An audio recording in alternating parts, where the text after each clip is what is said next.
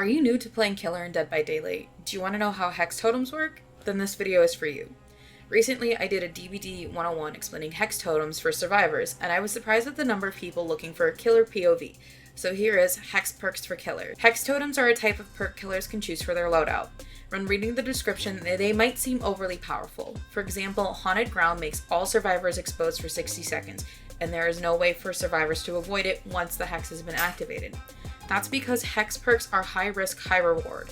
They're supposed to be more powerful than the average perk, but the risk is that they can be taken out of play by survivors, or in Haunted Ground's case, completely ignored and never come into play. As of DbD 8.1.0 or Lara Croft's chapter, there are currently 15 Hex perks players can choose from. These perks are tied to a specific totem around the map. For the most part, killers can see where hexes are because the aura of the totem will be revealed to the killer. I want to emphasize this because there seemed to be some confusion in my previous video.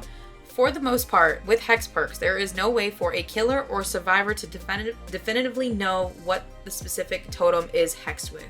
There are some exceptions to this, like if you're a killer and you only bring one hex into the game, obviously you're gonna know that's what that glowing aura is.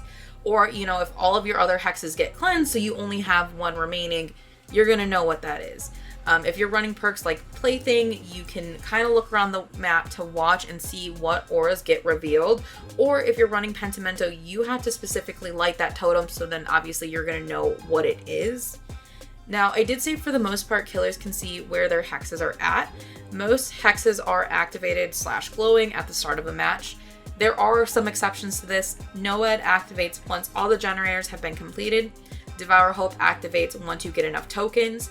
Face the Darkness activates once a survivor is injured, and then deactivates once that survivor is either healed or put into the dying state. As I already said, Pentimento activates once a killer relights a cleansed totem. Plaything activates once a survivor is hooked, and Two Can Play activates once you've been blind or stunned by a survivor. As for knowing what hexes you currently have active, while a hex is active, it'll appear the same as all your other perks.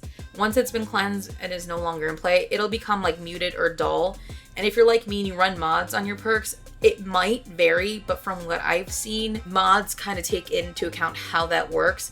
So if you have a mod, it'll have some variation to show that a perk is no longer in play. But these are the basics for running Hex Totems as killer. They're pretty simple perks, but the biggest challenge is not becoming too reliant on them, because while they can be a great boost to your gameplay, you have no way of predicting how long you'll have them in play. I mean, it's a big running joke in content creation that survivors even just spawn in and there's a hex in front of them, and you have no way to control that as a killer. But what are some other mechanics in Dead by Daylight you guys are curious about? Let me know in the comments. And don't forget to like this video and subscribe to my channel so I can bring you more Dead by Daylight content.